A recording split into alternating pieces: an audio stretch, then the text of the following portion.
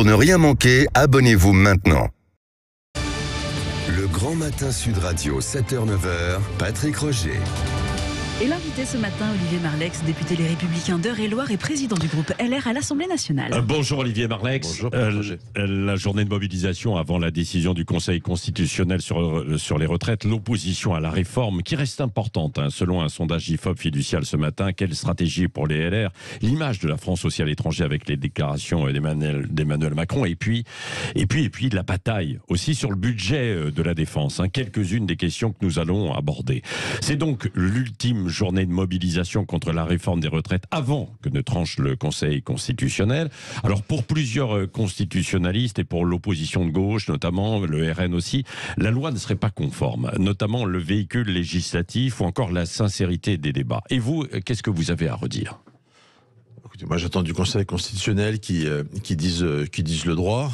Voilà, rien de plus. J'ai pas d'injonction à donner au Conseil constitutionnel. Ce que j'espère aussi, c'est que ça permettra d'entrer dans une nouvelle séquence. Tout le monde a un peu le sentiment que si le Conseil constitutionnel venait à renier une partie de la réforme et à rouvrir un peu de champ au dialogue social, finalement, ce serait quelque chose d'assez utile parce que cette réforme peut revenir sur le fond. Mais ce qu'il y a de certain, c'est que sur la méthode, le gouvernement s'est pris pour qu'on puisse dire comme un manche. Il n'y a pas eu le dialogue dialogue social nécessaire avant. Le président de la République propose de l'avoir après. C'est quand même un peu étonnant, c'est pas comme ça exactement. Est-ce que ça veut dire qu'il anticipe la décision du Conseil constitutionnel en se disant que quoi qu'il en soit, il faudra revoir les choses? Oui, je pense que ça peut peut-être dire son optimisme que le président de la République a compris quand même qu'il avait raté quelque chose en matière de dialogue social et que et ça c'est incontestable parce que cette réforme est arrivée trop vite, elle a été improvisée fin octobre, début novembre, le gouvernement dit hop, je vais faire une réforme de retraite. Évidemment, il a manqué de temps pour un vrai dialogue avec les partenaires sociaux. Je suis pas sûr que sur le fond ça aurait changé grand-chose, mais en tout cas ils sont fondés à dire qu'il n'y a pas eu suffisamment ce temps de concertation, de dialogue. Je pense qu'on aurait pu améliorer les choses sur un certain nombre de points. Et est-ce que ça vous poserait problème si plusieurs points défendus par les LR étaient retoqués? Oui, ce qui est possible. On parle l'index de la question de l'emploi des seniors. De l'emploi des seniors. Plutôt le CDI. Mais voilà, on a obtenu, notamment les sénateurs, les républicains ont obtenu un contrat d'embauche spécifique pour les gens en fin de carrière. Et ça, évidemment, on y est attaché. C'est quelque chose d'utile, je pense. La question de l'emploi quand on est la difficulté à retrouver un emploi quand on est en fin de carrière, tout le monde la connaît. Et donc, cet outil, il est important. S'il était annulé, il faudra à l'évidence que les partenaires sociaux puissent reprendre une initiative. Donc voilà.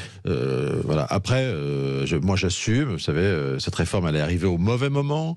Elle est un peu incompréhensible pour les Français. Je m'en rends parfaitement compte parce que le gouvernement fait voter un budget de l'État en déficit au mois de décembre, fin décembre, avec 156 milliards, en disant circuler, il n'y a rien à voir, c'est pas un problème. Et 15 jours après, au mois de janvier, dit on va faire une réforme des retraites parce qu'on va avoir un déficit de 12 milliards dans 3 ans, 4 ans. Tout ça est incompréhensible. Mais sur le fond, ne nous racontons pas d'histoire. On ne peut pas être le pays d'Europe qui travaille le moins à l'année, le moins dans la durée de la vie. Si on veut pouvoir augmenter les retraites, et pour moi, il n'y a rien de plus indigne que de voir des retraités, des gens qui ont travaillé dur toute leur vie, vivre dans la misère, il faut accepter cette perspective de travailler davantage. Oui, mais alors, il y a quand même un problème, parce que plus de 60% des Français soutiennent toujours le mouvement social, quoi. C'est ce que je vous dis, je pense que le problème... Ça a même augmenté, quoi. Je pense que le problème de fond, c'est la méthode choisie par le gouvernement, le manque de cohérence de l'action publique, déficit de l'État d'un côté, auquel on ne remédie pas, et en revanche, déficit moindre des retraites annoncées pendant 3 ans, sur lesquelles le gouvernement agit précipitamment. Donc tout ça est incompréhensible, j'en suis parfaitement conscient. Bon, il y a beaucoup d'antimacronisme aussi dans tout ça, et j'ai envie de dire assez légitime, et parfaitement, je comprends parfaitement. Voilà, il y a le contexte, celui du pouvoir d'achat, de l'inflation notamment sur les produits alimentaires, qui est une réalité que subissent tous les Français, la hausse du prix de l'énergie, fait que c'était sans doute pas le bon contexte. Mais voilà, après, il ne faut pas raconter d'histoire aux Français. un jour ou l'autre, cette réforme, cet allongement de la durée de vie au travail sera nécessaire. Alors le Conseil constitutionnel va aussi se prononcer sur la validité de la demande du référendum d'initiative partagée. C'est beaucoup la gauche qui est derrière, alors il y a un tas de conditions. Vous pourriez soutenir ce référendum aussi, cette idée ? Alors, il y a un grand débat là, constitutionnaliste, parce que ce référendum d'initiative partagée, il a été voulu, créé par Nicolas Sarkozy. Donc moi, c'est un outil auquel je suis extrêmement attaché. Je pense même qu'il faut l'améliorer, cet outil. En clair, vous savez, aujourd'hui, procédure, elle est très lourde, et surtout, ça n'aboutit que à faire un débat parlementaire. Ça garantit au bout du compte, ce référendum d'initiative partagée, il faut que ce soit enclenché par, je crois, 158 parlementaires. C'est un certain nombre de parlementaires, et une fois que vous avez collecté 4 millions de signatures, 4 millions et demi, vous avez droit à un débat parlementaire. Donc tout ça pour ça, et les 4 millions et demi de signatures, la barre est trop haute. Donc moi je suis Pourquoi la barre est trop haute quand on voit le mouvement de contestation? Oui, mais vous ne croyez pas? C'est dans un délai de collecte qui est assez court, qui doit être qui est, je crois, de 12 mois. Et donc, bon, après il y a un autre sujet, c'est que normalement dans la Constitution, le référendum d'initiative partagée, il ne peut pas intervenir sur un sujet qui a été déjà débattu au Parlement, sur une loi qui vient d'être promulguée dans l'année. Et donc, c'est là-dessus que le Conseil constitutionnel aura à se prononcer. Bon. On ne peut pas opposer de légitimité, c'est ça l'esprit du débat, en fait.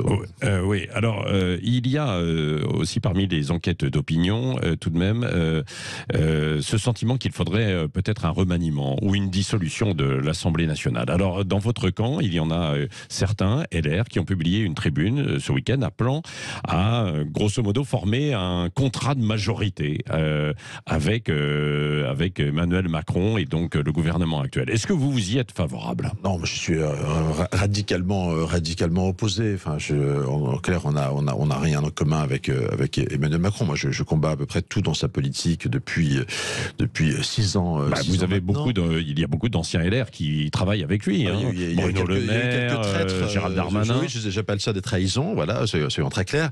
Il y a eu quelques traîtres qui, par opportunisme, par carriérisme, ont choisi de rejoindre Emmanuel Macron. Moi, ça fait 6 ans. Darmanin, c'est un traître pour vous, par exemple? Oui, excusez-moi, c'est des gens qui trahissent leur famille politique pour aller rejoindre un projet politique qui n'est pas le leur.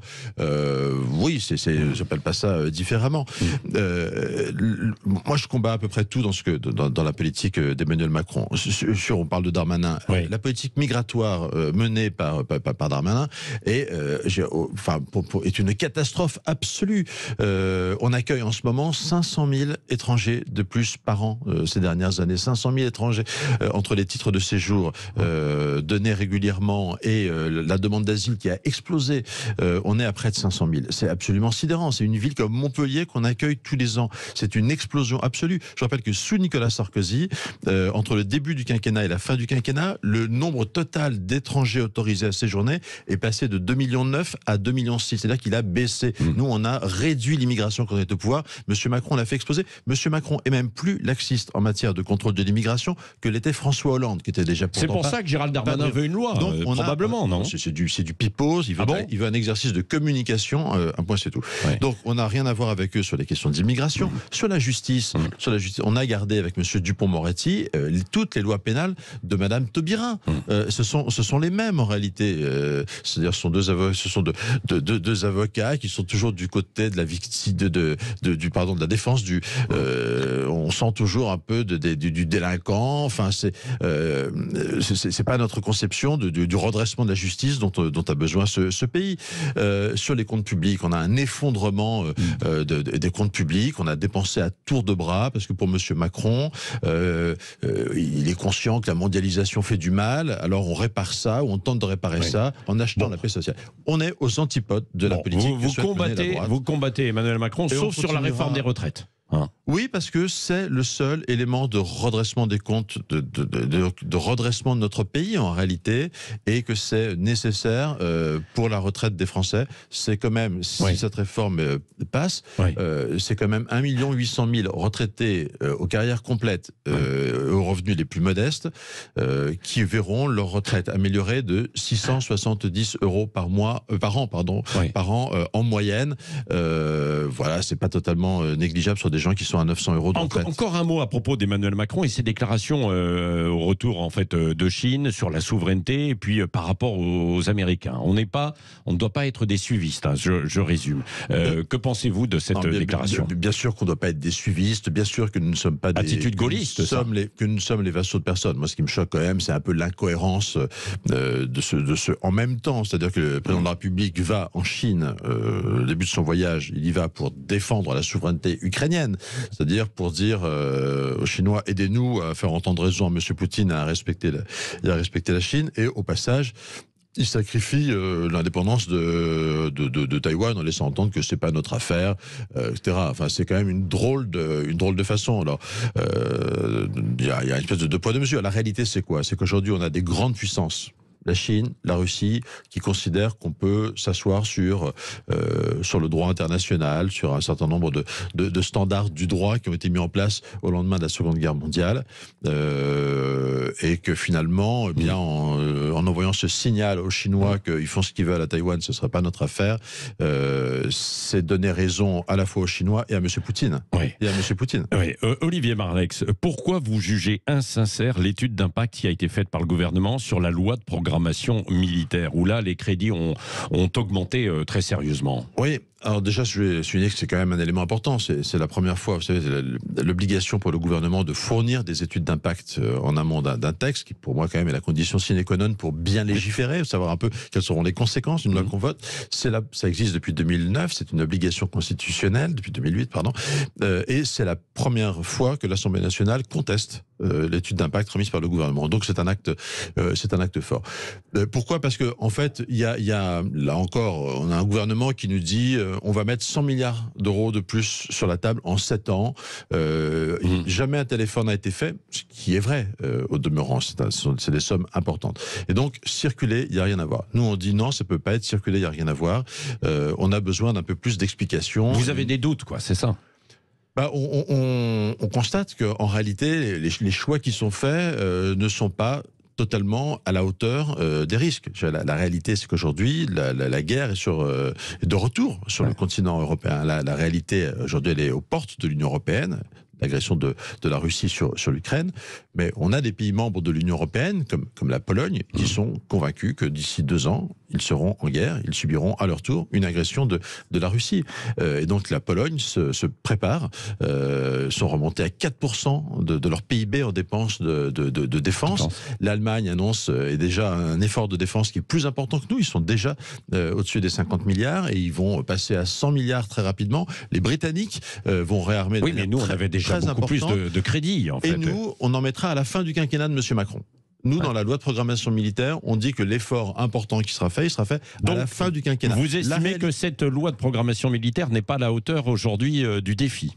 Alors, elle est globalement un peu en dessous de ce qu'il faudrait, c'est évident, et surtout dans la façon dont les crédits vont être rendus disponibles, je pense qu'on attend trop. On attend trop. Cette année, il y aura 3 milliards de plus, mais en réalité, avec l'inflation, il y a déjà une partie qui va être grignotée par l'inflation, par le surcoût. Les prix de production industrielle, ils augmentent de 40% en moyenne. Hein. Donc, en réalité, l'inflation a déjà un impact très important. Et donc, la réalité, c'est quoi ? C'est que là où la précédente loi de programmation militaire nous promettait 185 rafales en 2030, eh bien on aura 48 rafales de moins en 2030 que prévu par rapport à la loi de programmation militaire actuelle. On aura 527, je crois, véhicules Griffon, véhicules de transport terrestre blindés, de moins en 2030 que prévu dans la précédente loi de programmation militaire. C'est-à-dire que, voilà, on est donc dans une espèce de en même temps où on met beaucoup plus d'argent sur la table. Bah oui, c'est ce que Sébastien Lecornu défend, quoi. Oui, mais enfin, affiché après, pour l'essentiel, à la fin du quinquennat ou après le quinquennat d'Emmanuel Macron, c'est facile de faire des promesses pour l'avenir. Et la réalité, c'est que par rapport à la loi de programmation militaire qui a été votée en 2019, alors que depuis la guerre a fait son retour sur le continent européen, eh bien, on a un certain nombre de programmes décisifs sur lesquels on baisse l'effort en nous disant... Alors qu'on comprend l'inverse, on comprend qu'on augmente. Quoi. Non, oui, mais on augmentera plus tard. On augmentera plus tard. Monsieur Poutine, s'il regarde notre loi de programmation militaire, il se dit, ah bah c'est drôle, les Français réarmeront dans 4 ans ou dans 5 ans. Voilà. Et la réalité, c'est qu'en attendant, on baisse... Et monsieur Lecornu nous dit, oui, mais c'est parce que les industriels français ne peuvent pas, à la différence des Allemands, des Polonais qui achètent sur étagère des produits américains, des avions américains ou autres. Nous, on fait travailler nos industriels. Bon, je réfute. Vrai. Oui, et donc nos industriels ne peuvent pas produire, et donc c'est pour ça qu'on est obligé d'attendre. Je réfute totalement cet argument. Ah bon? Oui, bien sûr, et je pense que les industriels auront la question. Non, mais je veux dire par là que les industriels français de la défense sont prêts à produire davantage si les commandes sont passées par le gouvernement en 2024. La réalité, c'est que en 2024, notre effort de défense, il est victime d'arbitrage budgétaire, parce que la situation des finances publiques est désastreuse et que pour la première fois, le gouvernement sent qu'il est obligé de serrer un peu les boulons. Et donc, notre effort de défense, malheureusement, on va en subir les conséquences en 2024, en 2025. C'est au moment où il faudrait très clairement faire un effort. Bon, dernière question. Il y a eu un affront au Parlement hier, parce que la nomination d'un candidat qui a été choisi par Emmanuel Macron, qui était un maire LR, a été retoquée par le Parlement. Comment vous le vivez, ça? Ouais, j'ai pas beaucoup suivi. C'est un affront fait au président de la République. C'est la première fois, je crois, qu'une nomination est effectivement retoquée. Bon, j'avoue que j'ai pas suivi ces débats. C'est notamment, je crois, au Sénat que ça a été retoqué parce qu'il y a aussi la volonté d'un cumul. Il voulait garder son poste de maire. Je crois que ce qui était reproché, c'est essentiellement cette situation de cumul de mandats entre la mairie d'une grande ville, Charleville-Mézières, et cette fonction de président d'une agence importante qui a des moyens considérables et qui suppose quand même une activité à temps plein. Vous savez, les parlementaires à qui on a interdit tout cumul sont assez attentifs à cette question du cumul. Je pense que ça ne remettait pas en cause les qualités personnelles de Boris Ravignon, que j'ai eu l'occasion de croiser dans ma vie professionnelle, était un garçon sérieux. Merci Olivier Marleix, président du groupe LR à l'Assemblée nationale, qui était l'invité ce matin de Sud Radio.